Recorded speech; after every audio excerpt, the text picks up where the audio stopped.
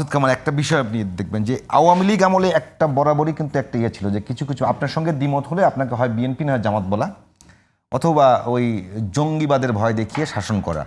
আপনি কি মনে করেন যে এই যে এখন যে ফেসিবাদ ফেরত আসবে, এই যে একটা শঙ্কা তৈরি হচ্ছে, সেটা কি ওই রকম কোনো ভয় তৈরি করা নাকি বাস্তবতা আছে এখানে?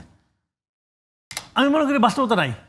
শুনেন, আমি বলি আপনাকে, আমি আমার মতো যদি 20 জন লোক এসে দিয়ে আওয়ামী লীগের দালালি করে, তাও আওয়ামী লীগ বাংলাদেশে ওইভাবে হাসিনা তো ফিরতে পারবে না, আপনি শিওর থাকেন।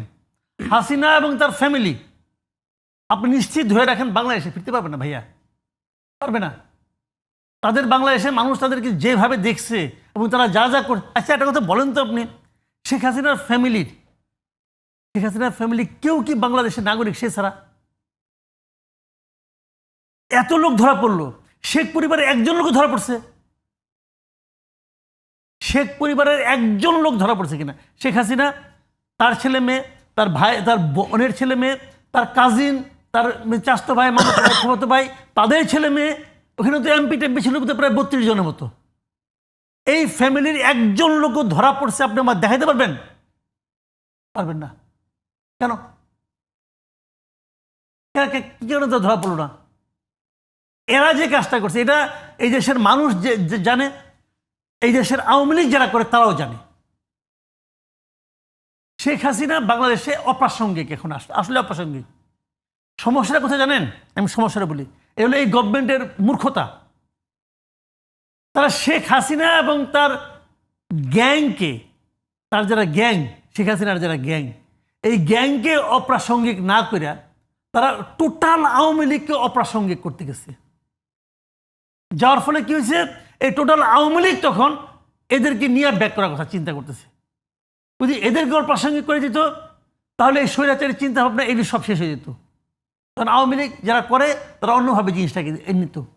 কিন্তু এখানে তারা ভুলটা করছে, ওই জায়গাটাতে ভুলটা হয়তো ইচ্ছা করেই করছে। আমার তো মনে হয় তারা শেখ হাসিনার উপকার করে দিচ্ছে এই সমস্ত ঘটনার মাধ্যমে। তা না হলে বাংলাদেশের শেখ হাসিনাকে ব্যাক করতে হতো না, তাকে ব্যাক করতে হতো না, তার ফ্যামিলিকে ব্যাক করতে হতো না। এই ফ্যামিলিটাই দেশটাকে শেষ করে দিচ্ছে। শেখ হাসিনা এই দেশের মানুষকে ঘৃণা করতো ভাই, আমি দায়িত্ব নিয়ে বলতেছি। ভালোবাসা তো দূরের কথা, সে এই দেশটাকে, এই দেশের মানুষকে ঘৃণা করত। সে মনে করত যে এই দেশের মানুষ তার বাবা মা ভাই বোনকে মেরে ফেলেছে, কাজে এই দেশটি তার কোনো মায়া ছিল না। সেই দেশের ক্ষমতায় ছিল, সে তার ফ্যামিলি মেম্বারদেরকে এবং তার যারা চামচা আছে তাদেরকে বলতো তোমরা লুটপাট করো, ট্রেনে বিদেশ যাও, এই দেশ ধ্বংস হয়ে যাক। এইটা শেখ হাসিনা করছে। এতে আবার শেখ হাসিনা অনেক লোক দুঃখ পাবে, পাইলে পাক পাই কিছু করে না, যেটা আমি বুঝি না, আমি বলতেছি। কিন্তু এটার সঙ্গে আওয়ামী লীগ মিলায়েন না, এটার সঙ্গে কোটি কোটি নৌকা সমর্থক মিলায়েন না। শেখ হাসিনা এবং আওয়ামী লীগকে এক করে ফেলায়েন না আপনারা, দুইটা এক জিনিস না। এবং আরেকটা কথা বলি, শেখ হাসিনারও এই ক্যারেক্টার কিন্তু 96 সালে ছিল না। এই ক্যারেক্টারটা সে অর্জন করছে আর পরে, সেটা হলো আরেকটা 21শে আগস্টের ঘটনার মাধ্যমে সেই ক্যারেক্টারটা অর্জন করছে। আরেকটা 21শে আগস্টের ঘটনা ছিল, সেই ঘটনার মাধ্যমে সে ক্যারেক্টার অর্জন করছে।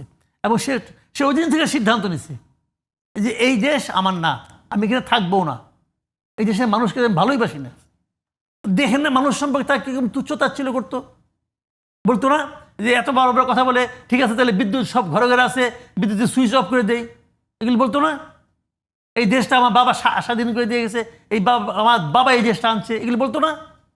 এগুলি কি সাধারণ মানুষের যে ক্ষমতা, তাকে তুচ্ছতাচ্ছিল্য করা। সিনহাকে দেশ ছেড়ে পালাইতে হলো কেন? সিনহার অপরাধটা কি ছিল? সেখানে এক জায়গায় লেখছিল তার এই দেশটা একজন মাত্র লোক স্বাধীন করে, ফাউন্ডিং ফাদার্স বলছিল ওখানে, একজন মাত্র লোক দেশটাকে স্বাধীন করে, দেশের জনগণের দেশটাকে স্বাধীন করছে। সে তো বিশ্বাস, এটা তার মধ্যে খারাপ লাগছে না, তার বাবা একলা করছে দেশ। এই যে ব্যক্তিকেন্দ্রিকতা, এইটাই হলো গিয়ে তার বৈশিষ্ট্য। সেই দেশে ব্যাক করবে, আমি এটা বিশ্বাসই করি না ভাই।